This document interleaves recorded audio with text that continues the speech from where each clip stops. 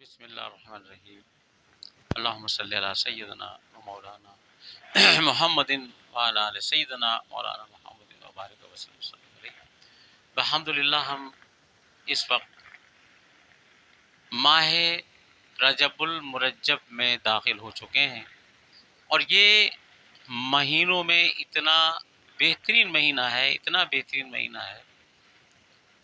کہ یہ متبرک مہینہ ہے، اور اس میں بہت سے معاملات ہیں، بہت سے معاملات ہیں۔ سمجھنے والوں کے لیے بہت کچھ ہے، نہ سمجھنے کے والوں کے لیے کچھ بھی نہیں ہے، ایک سادہ سا مہینہ ہے۔ شب معراج اسی مہینے میں آتی ہے، اور شب معراج میں ہمیں نمازیں ملی ہیں، روزے ملے ہیں،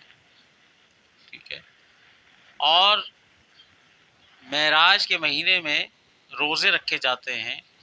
آقا رسول کریم رؤوف الرحیم صلی اللہ تعالی وسلم 3 ماہ کے روزے رکھا کرتے تھے، اور صحابہ بھی 3 ماہ کے روزے رکھا کرتے تھے، رجب، شعبان المبارک اور رمضان المبارک۔ تو جو مومن ہیں، جو صحت مند ہیں، اللہ نے جن کو توفیق بھی دی ہے اور صحت بھی دی ہے، تو بحمدللہ پہلی تاریخ سے سب کے روزے رکھے جا رہے ہیں، اور اس کے اندر سے بہت سے عملیات روحانی کیے جاتے ہیں۔ متقی پرہیزگار جو ہیں اللہ کی بارگاہ میں تہجد گزاری کرتے ہیں، شب بیداری کرتے ہیں، کیونکہ اس کے اندر سب سے پہلی بات تو یہ ہے کہ یہ سب سے پہلا جو عشرہ ہے، یہ حضور غریب نواز معین الدین چشتی اجمیری رحمۃ اللہ علیہ، سلطان الہند، نائب رسول، عطائے رسول، آپ کو القاب ملے، اور آپ نے عظیم بر صغیر، میں پاک و ہند کی بات نہیں کر رہا، عظیم بر صغیر، جب اس میں بہت سی چیزیں موجود تھیں، بہت سے ملک اس میں موجود تھے ڈسٹریبیوشن سے پہلے، آپ کو اللہ پاک کے حکم سے یہاں کا اشارہ ہوا، اور آقا رسول کریم رؤوف الرحیم رحمۃ اللہ علیہ کی جانب سے آپ کی ڈیوٹی لگی بہت بڑی کہ جاؤ معین الدین۔ اب دیکھیں نا، لوگ کہتے ہیں نا کوئی مدد نہیں کر سکتا، اللہ پاک نے خود ان کو نام دیا معین الدین۔ معین کے معنی ہے مدد کرنے والا، اور دین کے معنی ہے دین، ہمارا دین، یعنی کہ آپ دین کے مددگار ہو اس کو پھیلانے میں۔ ظاہر ہے اللہ تو خود نیچے اتر کے نہیں آتا، ٹھیک ہے، اللہ کی زبان بھی نہیں ہے، اللہ کی آواز بھی نہیں ہے، اللہ تو ایک نور ہے۔ تو آپ کو حکم ہوا کہ اے معین الدین جاؤ، اور جو ایمان سے غریب ہیں وہ غریب نواز بھی ہیں، ایمان سے جو غریب ہیں، جن کا ایمان ان کے پاس نہیں ہے، کیونکہ بت کدا تھا پورا بر صغیر، عالم بر صغیر پورا بت کدا تھا، تو آپ وہاں سے آئے، اور کم و بیش تاریخ یہ کہتی ہے 90 سے 99 لاکھ مسلمان قلیل عرصے میں آپ نے کیے ہندوستان میں۔ ہم اب تو چشتی ہے، قادری ہے، نظامی ہے، فریدی ہے، بہت سے معاملات ہیں، دیوبندی ہیں، شیعہ ہے، سنی ہے، بریلوی ہیں،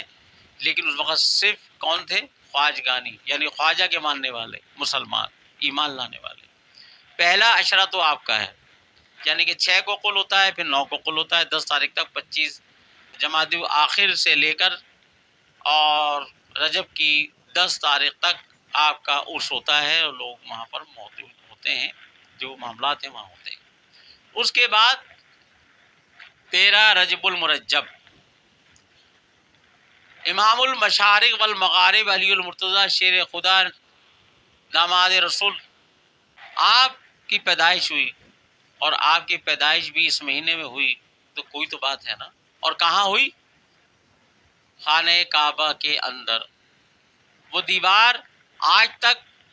بہت سے بڑے بڑے انجینئر آتے ہیں وہاں، اس کو جو شک کا نشان ہے، جہاں شک ہوئی تھی دیوار اور جگہ دی گئی تھی، آپ کی والدہ، ان کا نام بھی حضرت فاطمہ تھا۔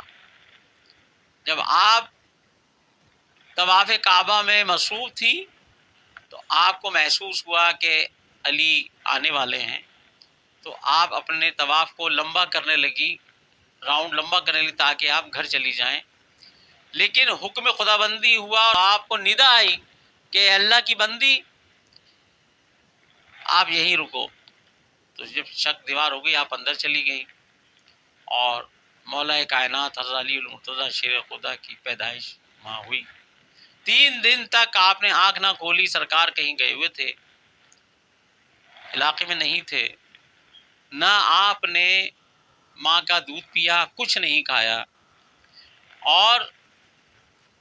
آپ جب سرکار آئے تو آپ کو گود میں دیا گیا، آپ نے گود میں لیا، آپ نے آنکھیں کھولی، اور آپ نے لعاب دہن زبان کے ذریعے آپ کے منہ میں داخل کیا، اور اللہ تعالیٰ نے ان کو باب العلم بنا دیا، علم کا دروازہ، مدینۃ العلم، آقا رسول کریم رؤوف الرحیم۔ پھر اس کے بعد یہ 13 رجب گزر گئی، اس کے بعد 27 رجب المرجب آئے گی، اس میں روزے 2 رکھے جاتے ہیں، اور شب بیداری ہوتی ہے، مساجد سجتی ہیں۔ اور مساجد سجتی کیوں ہیں؟ بہت سے لوگ نہیں سجاتے، لیکن سجانی چاہیے۔ کیوں؟ کہ جب آقا رؤوف الرحیم صلی اللہ تعالی وسلم کو معراج ہوئی، قرآن میں موجود ہے، لے گیا وہ اپنے بندے کو، بندے خاص کو، خانہ کعبہ سے بیت المقدس تک، اور وہاں سے 1000 سالوں کا آپ کو سفر کرایا گیا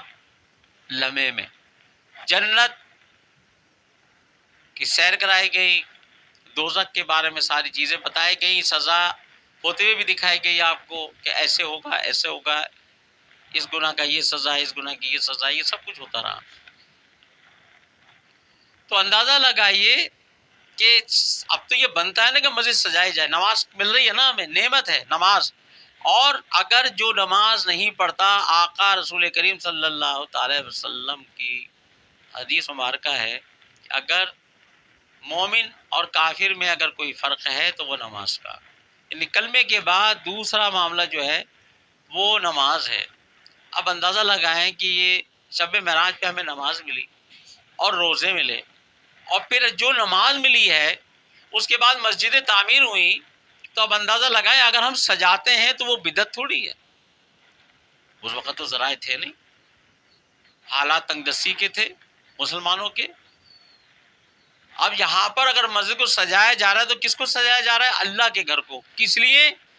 کہ آج کے دن ہمیں نماز کا تحفہ ملا، ٹھیک ہے نا؟ جب ہمیں کوئی گھر میں کوئی چیز آتی ہے تو ہم مٹھائی بانٹتے ہیں، ہم کچھ نہ کچھ کرتے ہیں کہ یار ہمارے یہاں آج فریج آ گیا، ہمارے یہاں آج یہ چیز آ گئی، بہت نعمت آ گئی اللہ کی۔ نعمت کا چرچا کرنا اللہ کی جانب سے حکم ہے، جب تمہیں نعمت دی جائے تو اس کا چرچا کرو۔ کوئی زور سے کرتے ہیں، کوئی ہلکے سے کرتے ہیں۔ تو مسجدیں سجائی جاتی ہیں معراج میں، کیونکہ نماز ملی تھی، پھر شب بیداری ہوتی ہے، صلاۃ التسبیح پڑھائی جاتی ہے، نفل ہوتے ہیں، بیان ہوتا ہے، بتایا جاتا ہے، اور اسی میں روزے ملے، ٹھیک ہے؟ روزوں کے لیے ہم کیا کرتے ہیں؟ جب روزے رکھتے ہیں تو بعد میں کیا آتی ہے؟ عید آتی ہے، ہم عید مناتے ہیں، خوشی مناتے ہیں اس بات کی کہ ہمیں اللہ تعالیٰ نے روزے جیسی نعمت عطا کی، جس میں روحانیت کی بھی ترقی ہوتی ہے اور جسم کی بھی ترقی ہوتی ہے، ٹھیک ہے؟ بڑے بڑے مفکر، بڑے بڑے اسکالر اس بات پر تشہیر کرتے ہیں، بتاتے ہیں، بیان کرتے ہیں کہ روزے بہت ضروری ہیں،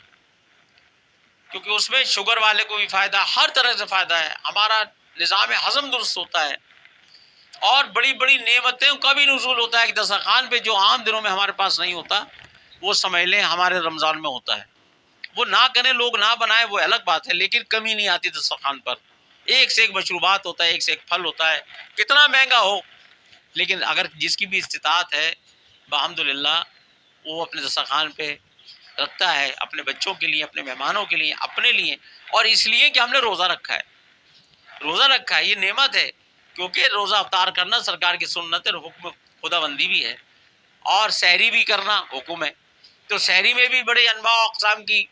معاملات ہوتے ہیں لوگوں کے پاس، اور افطار میں بھی ہوتے ہیں، تو دیکھیں نا، تو ہمیں روزے بھی ملے اس دن۔ اب ہم روزوں کے لیے تو عید بنا رہے ہیں،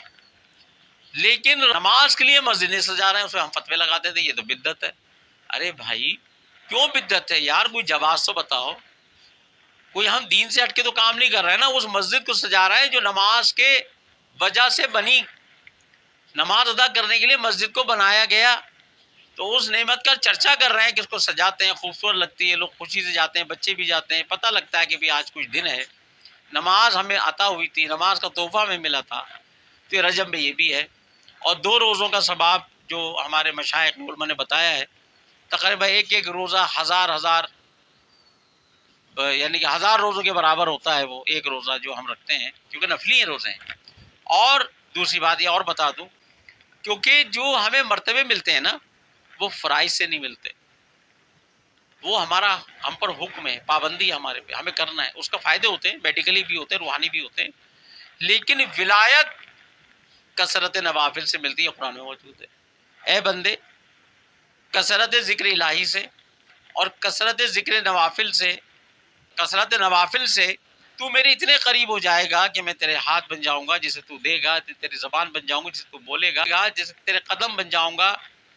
جس سے تو جائے گا، اور رحمت کا نزول ان کے گھروں میں ہوگا۔ وہ بندے کو اللہ ولی بنا دیتا ہے نفل سے، فرائض سے نہیں بناتا۔ فرائض تو سمجھ لیں آپ کو وہ ماڈل ہیں، آپ کو بناتے ہیں، اس قابل بناتے ہیں، یعنی کہ جسم کو تیار کرتے روحانی طور پر،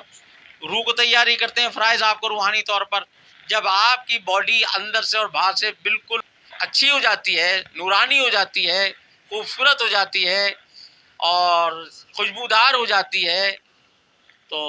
پھر اس کے اندر اللہ تعالیٰ نعمت کا نزول کرتا ہے اندر، وہ نفلوں کی عوض ہوتا ہے۔ یہ آپ نے اپنے آپ کو بنایا نماز فرائضہ سے اور سنت موقدہ سے آپ نے ادا کیے، روزے رکھے، قرآن پڑھے، یہ اعمال فرائضہ میں آتے ہیں۔ اس کے بعد جب آپ نفل پڑھیں گے، نفل کریں گے، نفلی عبادتیں کریں گے، نفلی کام کریں گے، نیک لوگوں کی طرح آپ لوگوں کو کھانا کھلائیں گے، نیک جگہ کی دعوت دیں گے، نیک اعمال کی دعوت دیں گے، یہ نفلی چیزیں ہیں۔ غریبوں کے لیے کھانا کھلائیں گے، راستوں کو صاف کروائیں گے، پینے کے لیے پانی کا بندوبست کریں گے، کھانے کے لیے لوگوں کھانے کا بندوبست کریں گے، یہ نفلی عبادتیں ہیں۔ اس سے پھر انسان اللہ کا ولی بنتا ہے، جو قرآن نے خود کہا۔ تو اب ہزاری روزے جو ہیں یہ بھی نفل عبادتوں میں ہیں، اور اس رات کی عبادت بھی نفلی عبادتوں میں ہے، کوئی حکم نہیں ہے۔ لوگ یہ کہتے ہیں نا حکم تو نہیں ہے، لیکن بھائی جب آپ کو ایک نعمت ملی ہے، اور نماز جیسی نعمت جس سے کہ انسان مسلمان بنایا جا رہا ہے، مسلمان ہے، تو یہ سمجھ لیں کہ آپ کو یہ نعمت ملی ہے، تو اللہ تعالیٰ اس نعمت کے عوض آپ کو کتنے،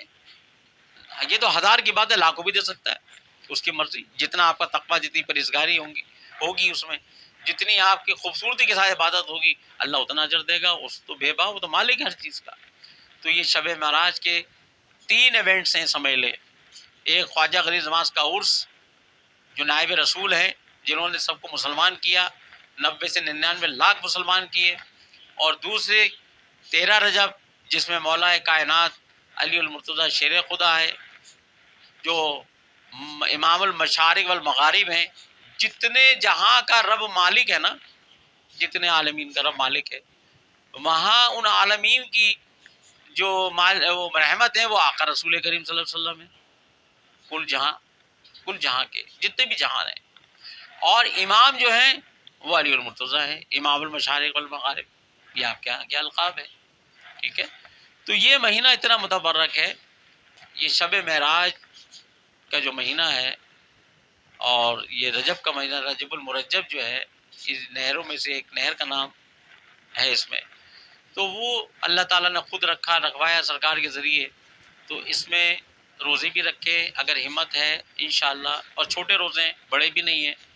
لیکن کوئی آپ کو بیماری نہیں ہے، کوئی انجری نہیں ہے، کوئی معاملات نہیں ہے، تو بالکل آپ روزے رکھیں، انشاءاللہ اس میں آپ کو بہت فائدہ ہوگا۔ اور پھر مولا کائنات کی پیدائش ہے، جن کی وجہ سے آج الحمدللہ ہم دین پر قائم ہیں، کیونکہ آپ کے بیٹوں نے ہی، یعنی کہ سرکار کے بیٹے اور آپ کے جو بیٹے ہیں امام علی مقام حسن کریمین نے دین پر محنت کی اور شریعت کو پامال ان سے بچایا، اپنی جانوں کا نذرانہ پیش کیا کربلا میں۔ تو اندازہ لگائیں کہ دین پر جو ہم قائم ہیں تو امام علی مقام کی وجہ سے ہیں، اللہ کے کرم سے۔ اور پھر اس کے بعد یہ ہمیں روزے اور ہمیں نماز ملی، یہ بھی اللہ کا بڑا کرم ہے ہم پر۔ تو ہمیں اس مہینے کا بڑا تقدس رکھنا چاہیے، کوشش کریں کہ ہر اعمال ہمارا نیک ہو، ہر قدم ہمارا نیکی کی طرف ہو، ہم گناہ گاری سے بچیں، ہم بری باتوں سے بچیں۔ یہ تو ہمارا اپنا عمل ہے نا، یہ مجاہدہ ہے، یہ جہاد ہے، نفسانی جہاد ہے یہ۔ تو اللہ تعالی ہمیں رجب کا تقدس رکھنے کی توفیق عطا فرمائے اور ہمیں نیک عمل کرنے کی توفیق عطا فرمائے. وما علینا الا البلاغ.